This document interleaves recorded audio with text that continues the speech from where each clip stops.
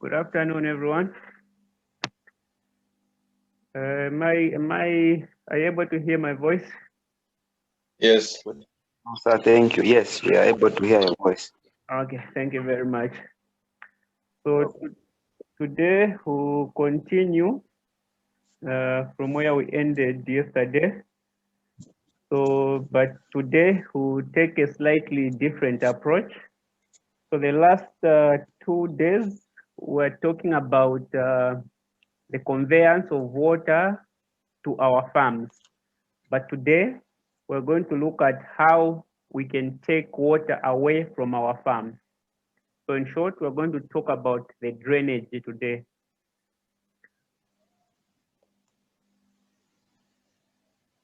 So, like I said, today we'll focus on drainage. So these past 2 days, we've been talking about we are bringing water to our farms and we are irrigating our crops. And we are giving the water maybe to the animals or watering the trees and other things. So what happens now is that, for example, if you have more water or you have a lot of rain that has occurred, and now you have excess water on your farm.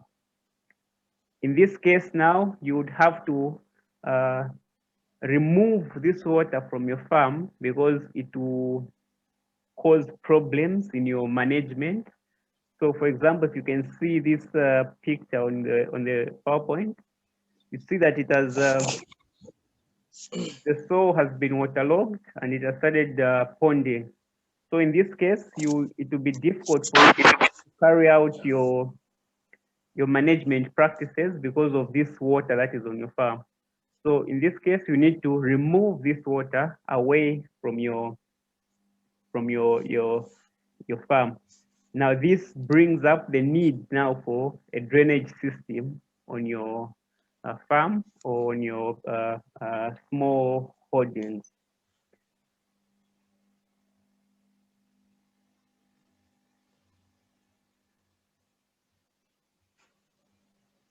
So before we even go further, we need to define what drainage is and why we need to drain our fields. So in the simplest terms, uh, drainage can be defined as the removal of excess surface and subsurface water from your piece of land, mainly to enhance plant growth.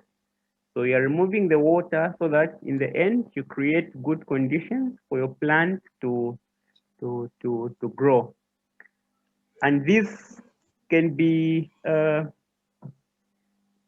this can be done naturally or artificially. Naturally, because in the natural sense, water always moves from a higher land to a lower land. So at your farmland, there will be a natural form of drainage where if you have rainfall, water will be moving in a certain direction away from your farm. But in most cases, this is not sufficient. You need to add on some form of artificial drainage, maybe by digging some trenches to allow more water to leave your farm in the quickest possible time. So we are applying this drainage, an artificial drainage, because we want to prevent and reduce waterlogging on our farms, want to prevent flooding. Then one other thing that you'd want to do is to control salinity. So as we go towards the end, I'm going to explain on this one how drainage can be used to control salinity. But sometimes you'd want to drain a piece of land to make it available for agriculture. So if a piece of land is naturally flooded or naturally waterlogged, you'd want to drain out the water from that space so that you use it to plant your crops. So these are the reasons why you would want to implement a drainage system on your piece of land.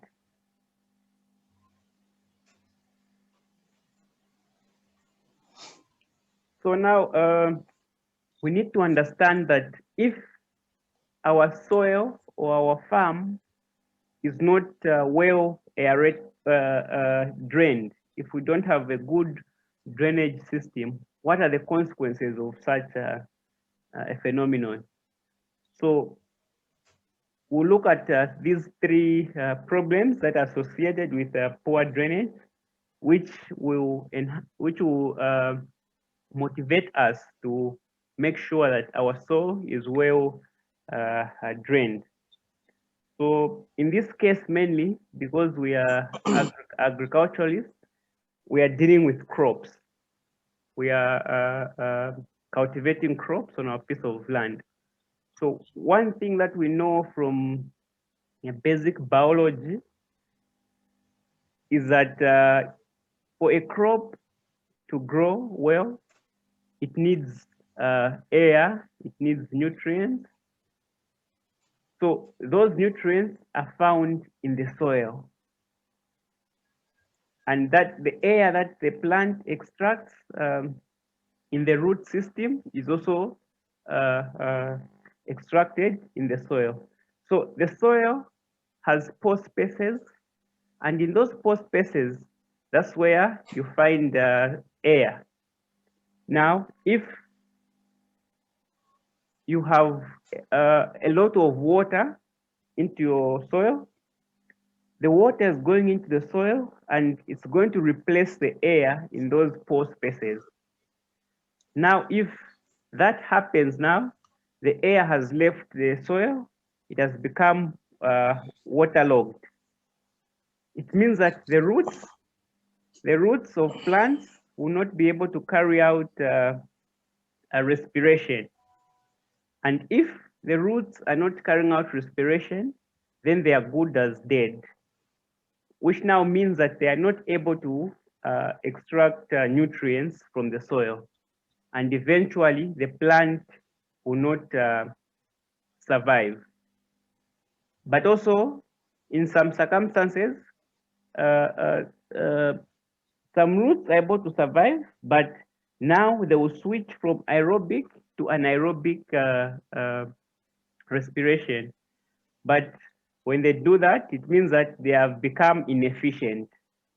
Instead of producing, carrying out respiration to the fullest, it will reduce because of the anaerobic conditions, which are not very efficient. And it will also bring about some toxic substances being produced, which will in turn affect the plant itself. So as the air is being moved out of the soil due to poor drainage, plant growth is also inhibited. So that's the first problem that is associated with poor drainage. Then secondly, we said the plant survives on nutrients from the soil. And we know that nutrients, one source of nutrients is organic matter. So in the soil, there are different microbes, microorganisms that break down organic matter to release these nutrients. So if you are in a waterlogged condition, these microbes, these microorganisms will not be able to function because they also need air to carry out the process of decomposition. So if the microbes are not functioning, decomposition will reduce and supply of nutrients will also reduce. Then the third consequence of poor drainage is the workability. So what we mean by workability, like I showed in the first picture there, is that if you have a soil which is waterlogged or which is flooded, you find that you are not able to go in to carry out your operations, either because the soil is going to be too wet or you're not able to navigate through the farm. So very wet soils cannot be easily be worked on. So you need to remove some of the water from the soil, from your farm, so that your soil has a moisture content which is favorable for you to go in and do your cultural practices, whether to go in with a truck or whether to go in with a hoe or any other implement that you would want to use.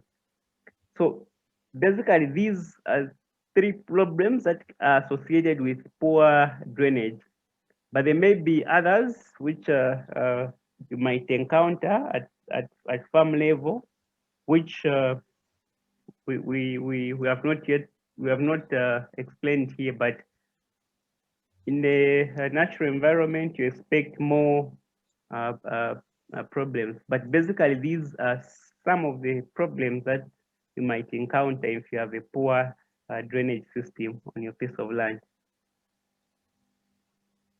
So with these now, it means that we need to make sure that we design a drainage system to carry out this water, to carry away this water from our piece of land. So we can define a drainage system as an artificial system of landform that's on the surface or subsurface drains or any other related structures by which excess water is removed from your farm. So a drainage system comprises of all things that you put in place to be able to remove water from your farm, be it pipes, be it the landform itself. You manipulate it so that maybe you create a slope, maybe you also add drains. So the whole thing adds up to create a drainage system. And we can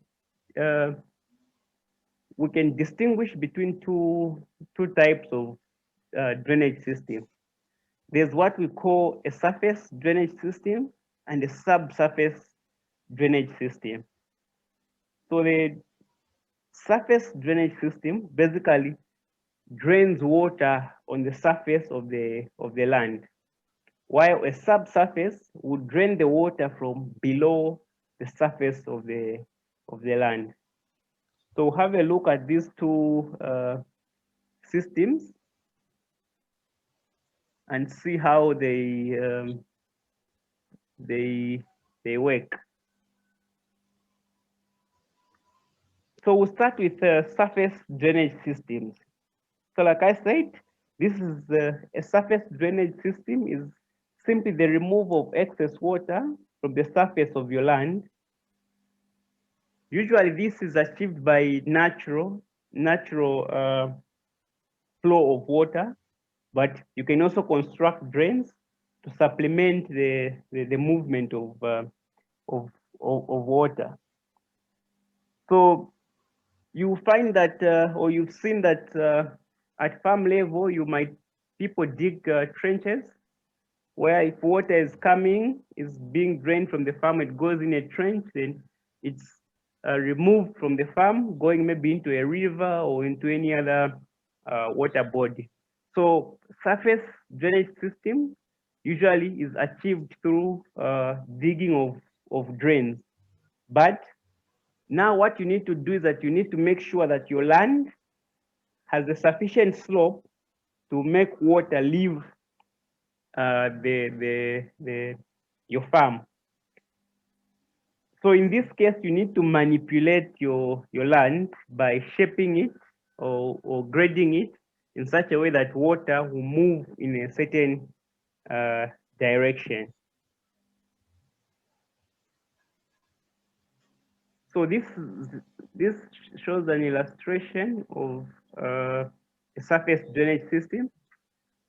This part in the middle is where you do your farming. Then you have this drain here and another drain there. So what you need to do is that you need to create a slope so that water that is ponding here should be able to run into the drain and also into the drain. So what happens that when you start to irrigate, when your soil is dry, even if you have this slope here, when you start to water, because the soil is dry, it will absorb all the water that is being added until all the pore spaces in the soil are filled up. Then water will start to accumulate on the surface. Now, as this water accumulates on the surface, because of this slope, it will start to run off now, going into the drains, meaning that you only have enough water for the plant to take in and not having excess water, which will create aeration problems or workability problems. So for us to achieve this slope here, there are three things that we can do. There's what we call bedding. We can use bedding. I'll explain what it is. Or we can use land grading and land leveling. So we can do these three things. And then we also have a drain in the end so that it takes away the water that we have drained from our piece of land. So if we talk of bedding, we mean you create like elevated areas on your farm, like beds. So you create beds which are elevated areas where you do your planting. Then besides them, you dig trenches which are going to carry the water. So you dig and then put the soil in the middle where you plant. Again, you move to the next, you dig, you put soil in the middle, such that when you dig soil from here in this drain, you put it on top here. Such that now you have where you're planting, it's upper, and besides it, you have these drains. But this practice is not usually very good because you are destroying your farm, because this space where you're putting this drain, you would have used it to grow your crops. So when you're doing bedding, it means that you have a lot of trenches in your field, and that means that you have less. You are reducing your area for growing your crops. But it's one method that is used to create a slope to drain away water from your farm. The next is what we call land grading. So land grading is simply means creating a slope on your land so that the water can move. So if, for example, you have a very flat land, so what you do now, you start removing soil from one end and then applying it to the other end so that you have a slope. So if you see from this illustration here, it shows that the existing land had the surface was here. So it went on straight until up to there. So soil from here is being removed and then placed on this upper side so that this side it becomes higher and water will be going in this direction into the drain. So land grading is simply creating a slope on your piece of land so that water can easily drain away. So you create a slope and then eventually it leads into your drain. Then there's what we call land leveling. This one entails that you may have already a slope on your land where water is draining in one direction. But usually you find that water does not, the landscape is not usually flat. You find that it will have, in places, depressions, in some places it's higher. So as water is flowing, it starts to collect in different places. So you'd want to avoid that. So you level the land, meaning that where it's elevated, you cut it and then fill those areas which are in depressions, such that in the end you just have a smooth piece of land where water flows in one direction. Then once you have done either of these three manipulations of the land, you can now have your parallel drains at points of at lowest points, which collect this water that is being removed from your farm. You collect it at these drains, which will take the water away from your farm. So this is how you can achieve drainage from the surface. So bear in mind, this drainage is only removing water that is on the surface of your soil. It's only removing water that is ponding on the surface of the soil. But in certain circumstances, you'd want to remove water from your soil, not from the surface, but in the soil. So there's a difference if I say a flood and waterlogging. So if I say my soil is flooded, and if I say my soil is waterlogged, there are two different scenarios. So if my soil is flooded, it means that there's a layer of water, or water is ponding on the surface of the soil.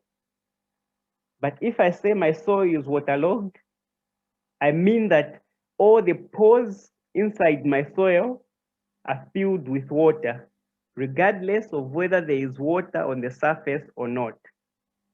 So if we are talking of subsurface drainage, it means that we want to drain water that is in the soil that has waterlogged the soil.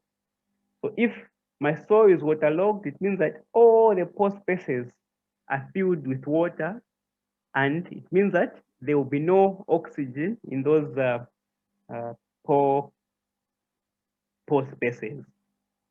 So when we're dealing with subsurface drainage, we want to remove this water from the root zone so that we create a conducive environment for plants to grow. So subsurface drainage system will simply remove the excess water from the root zone. And sometimes would want to, there are circumstances where water does not come from above, does not come from your irrigation system, but because the water table in your area rises, it reaches the root zone and it makes your soil to be saturated.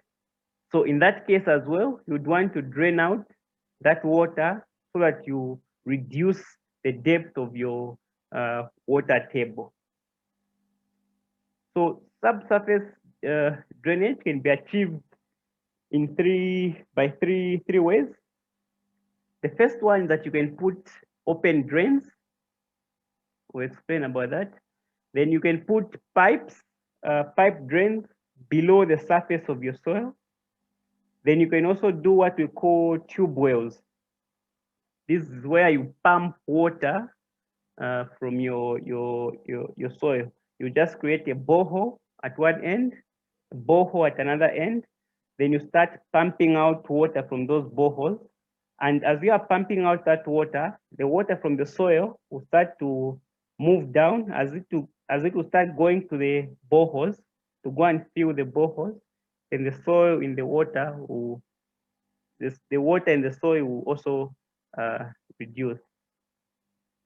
So we can look at these ones using these illustrations. So this one here, which is labeled A, is an open drain system for subsurface drainage. So what you do is that you dig very deep trenches at regular intervals in your farm, such that if the water table rises, it will start seeping into this drain, and it will, because this drainage now is at a slope, so this water will start moving in direction where it's sloping, and it will be removed from your farm. So as soon as the water table rises above the drain, it will start seeping into the lateral direction into the drain, and it will be taken away from your farm. So one problem with this type of drain system is that this land here, which you create the drain, you lose it because you can't plant a crop there. And also, now it will be difficult to do some practices, because, for example, if you want to plow using a tractor, you can't pass the tractor on top of the drain. It means that some practices will be hindered. But if you have, if you use this type of drainage system, it means that you have two. It means that you can. It will be able to drain away surface water, and also water that is in the soil. So it serves two purposes. It will save surface drainage, and it also save for subsurface drainage. That is when you use open drain. But also you can use pipe drain in this illustration in B, where you dig and then you place pipes below the surface of the soil, in which if water rises, it will start going through these pipes, and these pipes will lead the water away from your farm. So in this case, you are using the whole lot of your land to grow crops. So where you had drains, for example, if this part, if we had used open drain, it means that we were not going to use it for cultivation. But in this case, we're able to use it, and even machinery, we're able to pass machinery on top without any problems. But the only challenge now here is that this one can only be used for subsurface drainage. The drainage on the surface cannot be used. Then this illustration just simply shows the tube wells that I talked about, where you just you do your boreholes, then you put your pumps in here. Then as the water table rises, you simply pump the water out, and your water table will reduce again. It will not reach your root zone. So these are the three ways in which you can achieve subsurface drainage.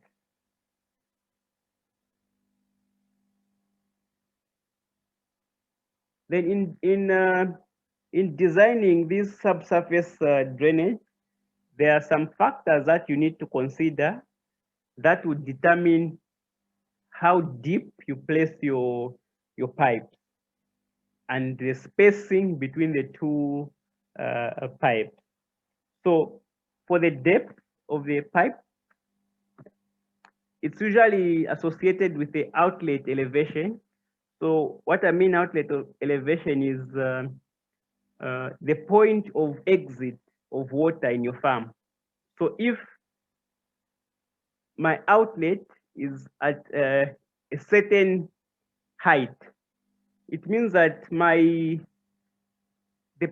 pipes that I put in the soil should be at a higher elevation, so that water will move from that elevation, a higher elevation, to a lower elevation. Or else, if the pipes are placed at a lower elevation than the outlet, it means that water will not move through that pipe because it is tilted in the other direction. So you need to check where the outlet is and how what the elevation is. Then also you look at the topography of the ground surface. Then it is also important to look at the position of the aquifer. So the aquifer is like where you have where you find groundwater. So how deep is it in your soil? So you need to place your pipes in between the aquifer and your root zone, so that if the water in the aquifer rises, it meets those pipes, it is drained away, it doesn't reach your root zone. Then now you have to consider also the spacing between your pipes. For example, if I put my pipe here on one spot, how far away should the next pipe be for me to drain away water? So if, for example, you have put a very large spacing, it means that that pipe will not have sufficient, it will not be sufficient to drain away all the water in that space. So the spacing will also depend on the depth of the pipes. At what depth have you put the pipe? Then it also depends on the hydraulic conductivity of the soil. So hydraulic conductivity is just the rate at which water moves within the soil. So you have to look at those parameters. Then using those parameters, you're able to determine how far apart your drains should be. So there are some formulas that have been put in place for you to be able to determine how the spacing of your drains. But I think for these ones, we'll go through them tomorrow.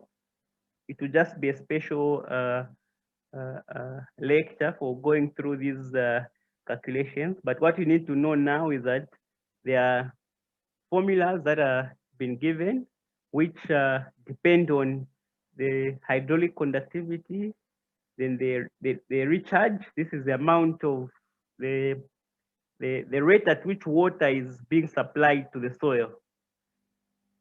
Yeah, then also the distance between the impermeable layer and your root zone. So we'll be able to do this tomorrow, and then we'll appreciate how we can be able to determine how far our pipes should be.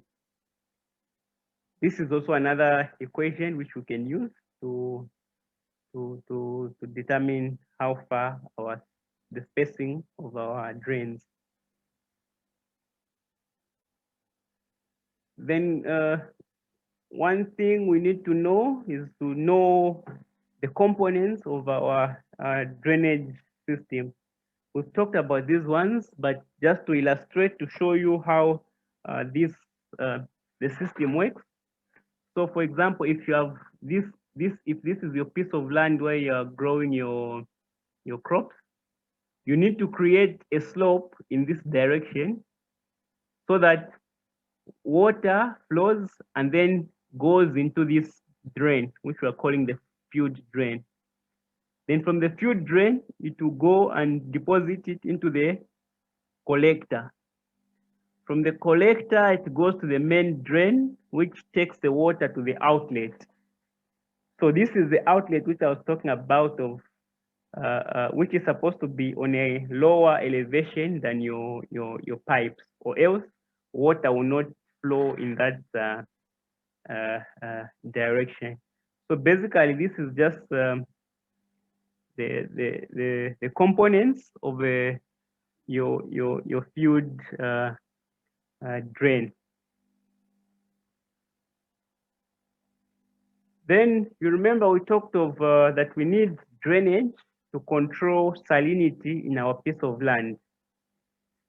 When we irrigate, usually sometimes the water that we use for irrigation has some salts dissolved in them.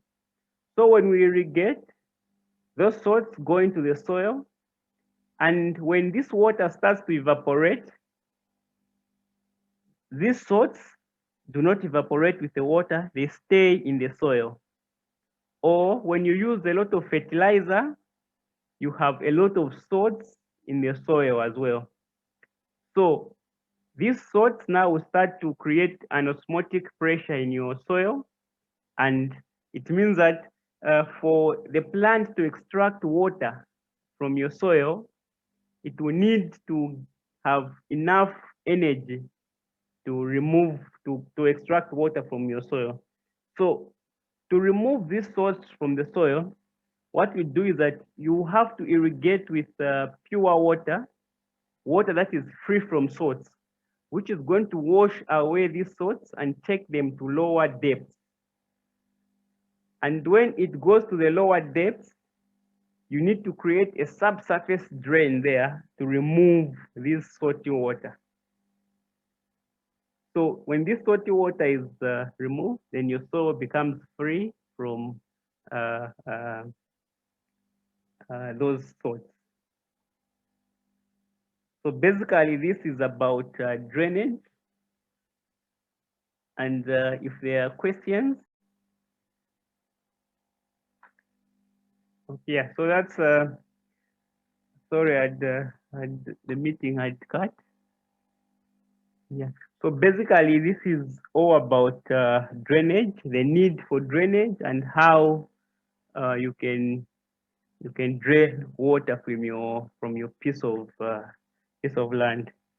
So unless there are questions, I think we're going to end there, so that tomorrow when we come, we're going to do we're going to go through some calculations and just some general questions to be able to appreciate these principles that we have learned in real life. So tomorrow it will basically just be us trying to solve problems of water conveyance. So unless there are people who have questions, I'm ready to assist where possible. Sir, I have a question. Yes. What is a mow drain? What is it? A mow drain. A mow drain.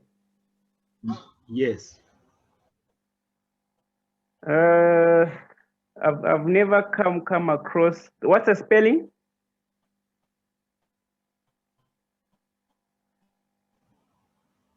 Is it the mow like saying those More like mow. mows which make Which burrow? which burrow Yes, into the ground? So it's yes. yeah. So we can classify those ones as natural drains. So what it means is that they are more like subsurface drains, but they are natural. So those mows, when they burrow through the ground, as water is being drained from the soil, when it reaches those holes, it will start to move from those drains, and it's one of the natural ways in which water flows away from your soil.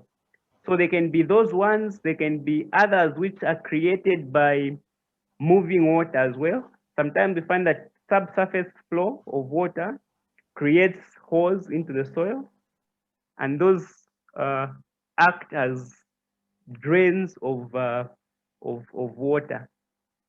So if you are in soils that are very calcareous,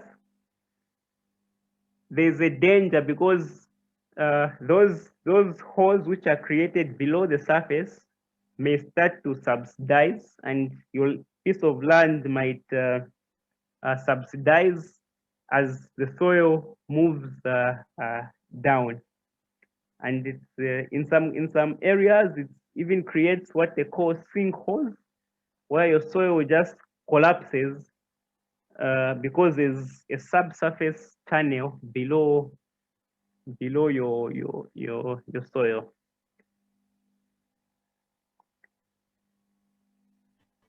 Okay. Yes.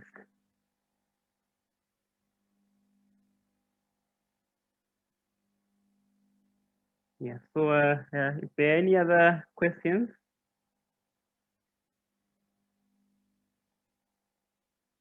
Yeah. So, but tomorrow, as I said, we're going to be more of a practical a lecture where we just go through a few problems, and we'll be able to provide solutions together as a team.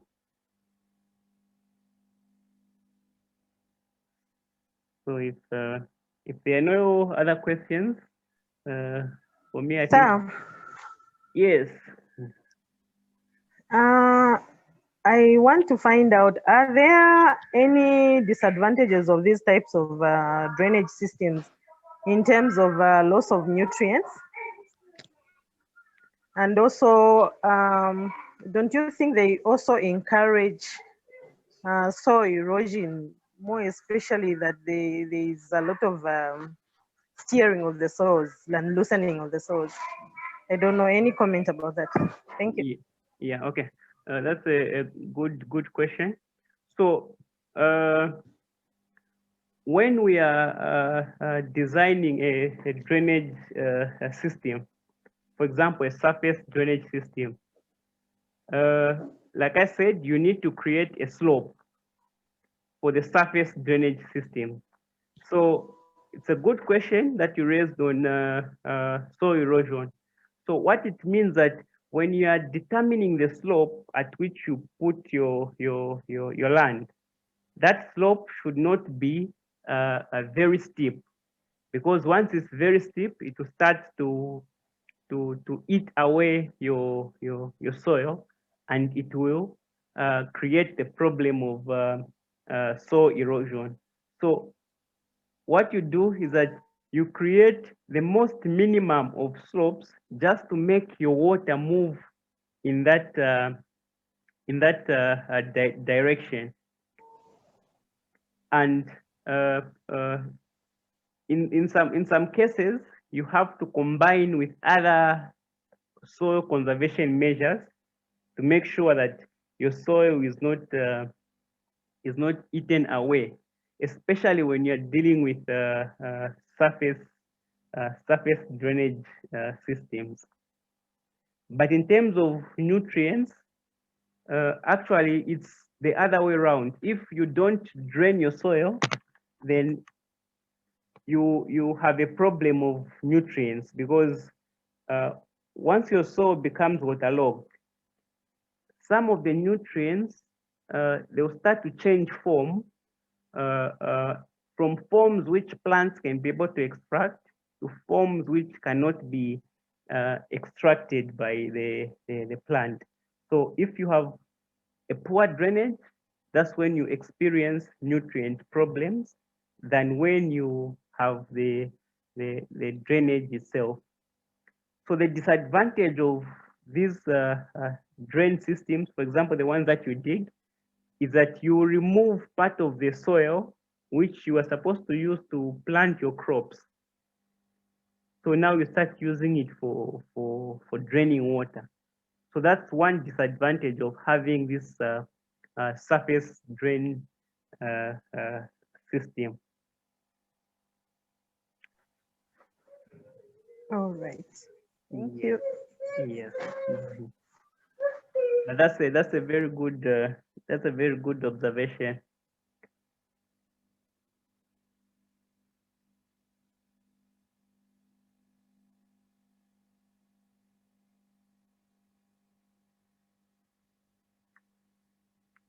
Any more questions, clarifications, additions, or subtractions? Just to mention that, thank you very much for being consistent in sharing the recordings. Okay. No, you are very welcome. Yeah. Yeah. So, but I haven't fulfilled one promise where I said I will give a PDF document for the problems and solutions. But tomorrow when we come, since we'll be going through those problems, I'll share the PDF which I'm preparing, which has those problems. Then after that, I'll also send the assignments, which I'm sure, I think the due date should be in the next semester. I'm not really sure, because this course was supposed to be in the next semester. So I think even the assignments, the due date should be in the next semester. So after we go through those problems, I'll share the assignments as well.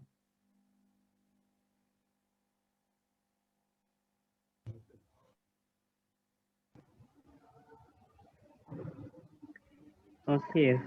Thank you, sir. All right, thank you very much. If you have any questions or clarifications, you can maybe just post on the WhatsApp group. Then as we come tomorrow, we can go through, we can deal with them more. Okay, so thank you very much and have a good day. Have a good day too. Thank you.